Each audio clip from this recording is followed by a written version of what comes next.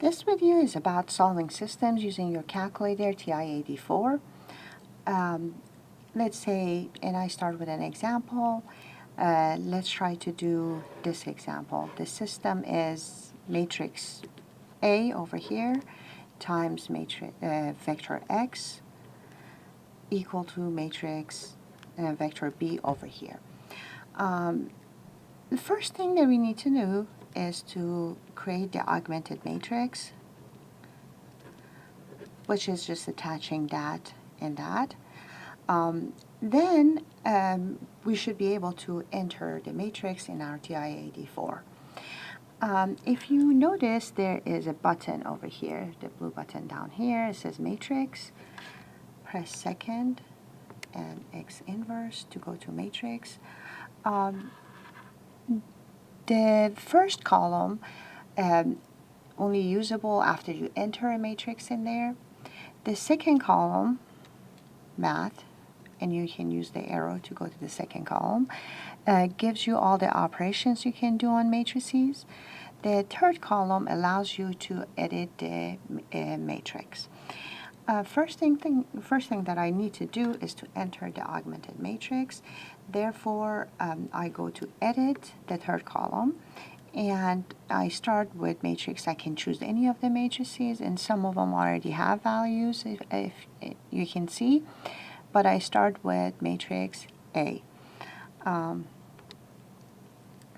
So the first entry in here has to be the dimension of the matrix.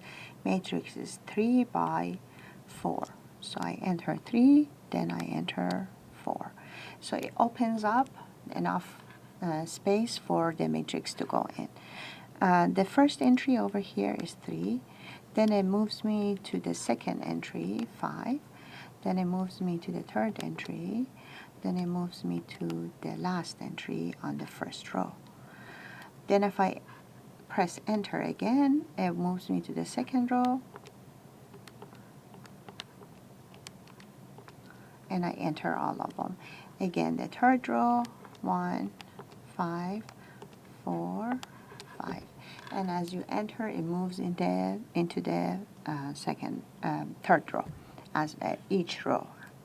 And that was the third row that we finished.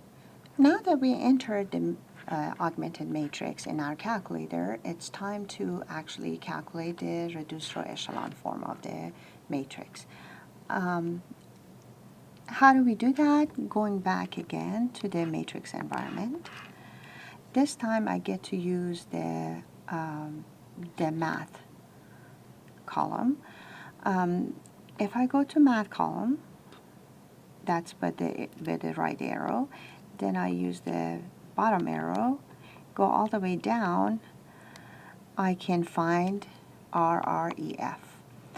Another way of doing this, I'm quitting the environment again, going back to the matrix environment, going back to the math environment. This time I use the arrow up after I use the arrow to the right. And it's because it's on the bottom, I can see it immediately. And so reduced row echelon form, and then now back to the matrix, and this time I get to use the first column, and I can pick name A out of that because we entered our matrix and we entered the matrix we had in this spot.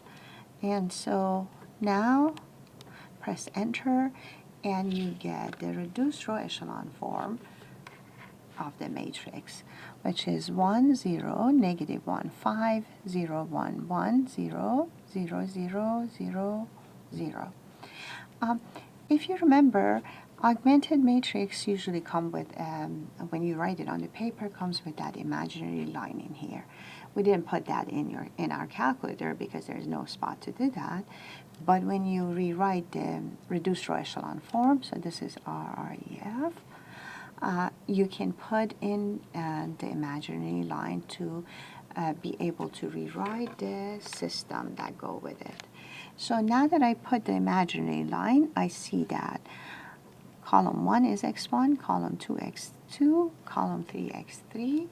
So it goes 1 times x1, 0 times x2 minus x3 equal to 5. Row 2 tells me x2, 0 x1, 1 times x2 plus x3 equal to 0. Now, since I have a row of zeros, I have to look for a free variable. Where do I look for a free variable? I see in column x1 there's a leading one, in column x2 there's a leading one, in column x3 there is no leading one. Therefore, I choose x3 to be the free variable. So x3 equal to t.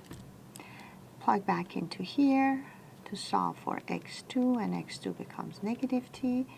Plug them back into here, becomes x1 equal to 5 plus x3. That means x1 is equal to 5 plus t. x2, x3. So the solution is